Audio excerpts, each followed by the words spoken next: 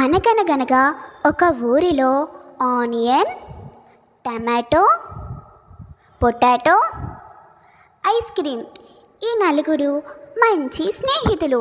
అయితే ఒకరోజు ఆడుకుందామని ఇంటి ముందడికి వెళుతూ ఉంటారు. ఇక వెళ్తూ ఉండగా అసలే ఎండాకాలం. ఈ ముగ్గురు ఫ్రెండ్స్కి తెలియదు ఐస్ క్రీమ్ కరిగిపోతుందని. ఇక ఆనియన్, టమాటో, పొటాటో నడుచుకుంటూ వెళ్తూ ఉండగా ఐస్ క్రీమ్ ఆ ఎండకు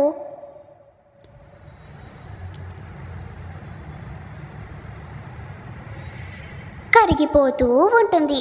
ఇక దాన్ని చూసి ఆనియన్, టమాటో, పొటాటో చూసి ఏడుస్తూ ఉంటారు.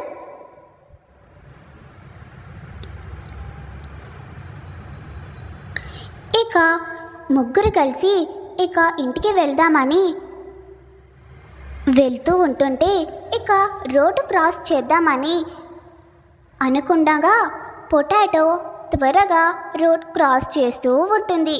అప్పుడే ఒక వెహికల్ వచ్చి పొటాటోను గుద్దుతూ ఉంటుంది. ఇక దాంతో పొటాటో మాత్రం చాలా చితికిపోయి ఉంటుంది.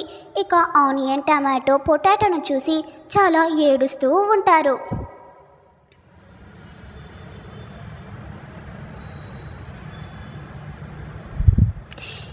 ఇక ఆనియన్, టమాటో ఇద్దరు కలిసి ఇంటికి వెళ్దామని ఇంటికి వెళ్తూ ఉండగా దారిలో ఒక పిల్లవాడు వచ్చి టమాటోని తొక్కి వెళుతూ ఉంటాడు. ఇక దాంతో టమాటో చనిపోయి ఉంటుంది. ఇక అదంతా చూసి ఆనియన్ చాలా ఏడుస్తూ ఉంటుంది. ఇక ఏడుస్తూ ఇంటికి వెళ్ళి కూర్చొని ఏడుస్తూ ఉంటుంది. వీళ్ళందరూ చనిపోయినప్పుడు నేను ఉన్నాను, నేను ఏడ్చాను, కానీ నేను చనిపోయినప్పుడు ఎవ్వరూ ఉండరు, ఎవ్వరూ ఏడవరు అని ఈ విధంగా కూర్చొని ఏడుస్తూ ఉంటుంది. ఇక అప్పుడే ఉరుముల మెరుపులతో దేవుడు ప్రత్యక్షమై ఉంటాడు. ఏమైంది ఆనియన్ అని ఈ విధంగా దేవుడు అడగగానే ఇక ఆనియన్ ఈ విధంగా చెప్తూ ఉంటుంది. దేవుడా, ఐస్ క్రీమ్ చనిపోయినప్పుడు టమాటో, పొటాటో నేను ఉన్నాను, పొటాటో చనిపోయినప్పుడు టమాటో నేను ఉన్నాను, టమాటో చనిపోయినప్పుడు నేను ఉన్నాను, కానీ నేను చనిపోయినప్పుడు ఎవ్వరూ ఉండరు కదా, ఎవ్వరూ ఏడవరు కదా అని ఈ విధంగా ఆనియన్ చెప్పగానే ఇక ఆ దేవుడు కూడా ఆనియన్, నువ్వు ఇంతగా ఏడుస్తున్నావు కదా, నీ బాధ తట్టుకోలేక నీకు ఒక వరం ఇస్తాను. ఏంటి దేవుడా? నిన్ను ఎవరైనా హాని చేయాలనుకున్నా, నిన్నెవరైనా కొయ్యాలనుకున్నా వాళ్ళందరూ పక్క నుండి నిన్ను చూసిన కూడా వాళ్ళు కూడా ఏడుస్తారు. ఇదే నీకు వరం.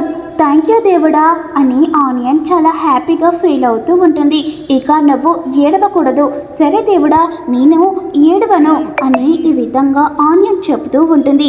అందుకే మనం ఆనియన్ని కోసినప్పుడు అందుకే కళ్ళ నుంచి వాటర్ వస్తూ ఉంటాయి. పక్కన నిల్చొని చూసినా కూడా పక్క వాళ్ళకు కూడా వాటర్ వస్తూ. మీకు ఈ ఆనియన్ స్టోరీ నచ్చినట్లయితే లైక్, షేర్, కామెంట్, సబ్స్క్రైబ్ చేయండి.